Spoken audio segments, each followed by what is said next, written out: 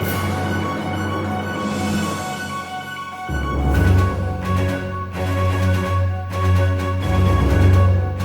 friends, welcome to another edition of Howard's Inspirational Tips. My name is Howard Crickmore, and today I am going to talk to you about myself.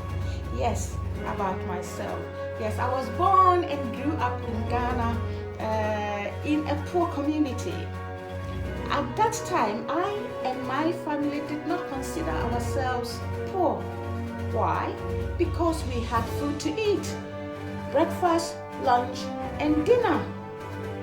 Regardless that I went to school barefooted and had new clothes once every year, and that was the end of Ramadan, Eid al-Fitr, and we need to dress well to the prayer ground.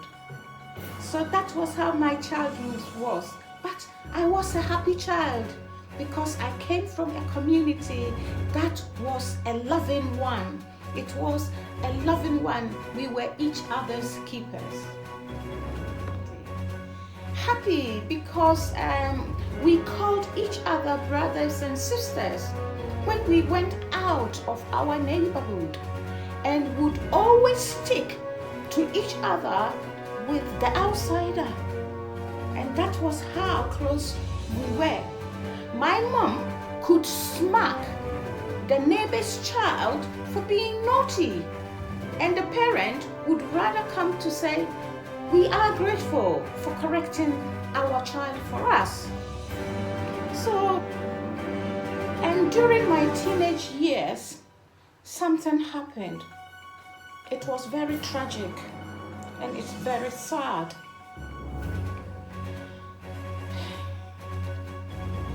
I got the opportunity to go to a training college to be trained as a teacher.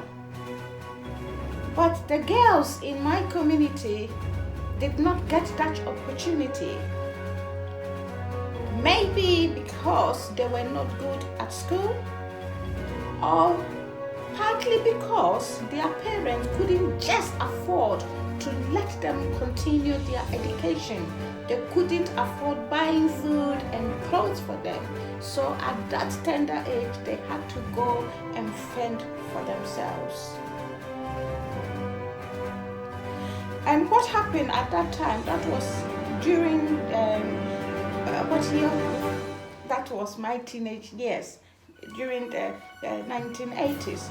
So people who called themselves employment agents came to Ghana and to our neighborhood and recruited these girls and took them away to other countries, promising them that they would give them jobs as house helps. But actually they were not house help. They did not go to help in the houses and in hotels. They were rather forced into the sex trade. Not that I am better than them. No, I was just fortunate. I was just lucky. I don't know. Could it be my God? Or would I say that those people had no God? That is why this thing that I'm going to talk about happened to them. No, it just do happen in life. And when it happens, all we got to do is to cope with it and to pray for the souls of those who lost their lives. These girls went to West African countries such as Ivory Coast, Abidjan in Ivory Coast, and some of them too went to Nigeria. By the year 2000, all these girls came home one by one, infected with HIV/AIDS. Mary came and thought there was hope at home, but she died. Zainab died. Shetu died. Ladi died. Lariba died. Abina died. Mary came, infected her husband, and she died. And her husband too died. Watima died. Habibada. The impact of the HIV pandemic can be related to the 300 years ago slave trade. So across the ocean talks about it, how people were affected and how people were hurt.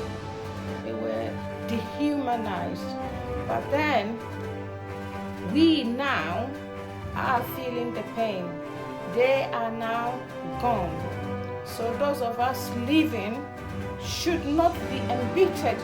We should come together as learn from the mistakes of the past and move on. Events that happened, we could be related. We could be related because of intermarriages. The world is now more diverse than any other period.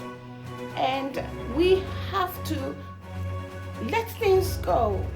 And just as the slave trade, a generation was lost. A generation wiped out. This video is in memory of my childhood, my friends, those I grew up with that did not grow. It was said that 91% of the world HIV positive children live in Africa.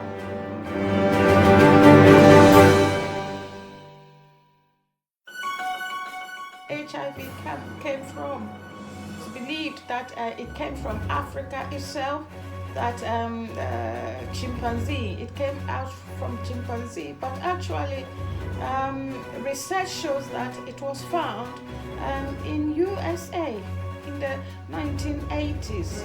That was the time, that 1980s, that was the time that my childhood was wiped out. That was the time that a whole generation was lost. This video is in memory of Mary, Laraba, and all those, Boatima, and all those who perished.